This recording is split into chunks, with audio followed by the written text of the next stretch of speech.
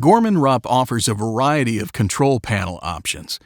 This video demonstrates the across-the-line starter, Gorman-Rupp's basic motor starter. This starter offers full-on, full-off operation of the motor.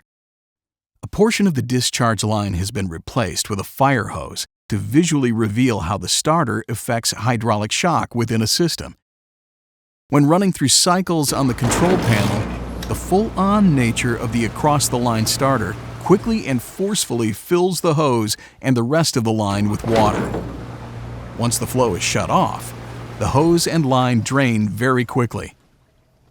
The across-the-line starter allows for abrupt on and off flow, which can lead to hydraulic shock.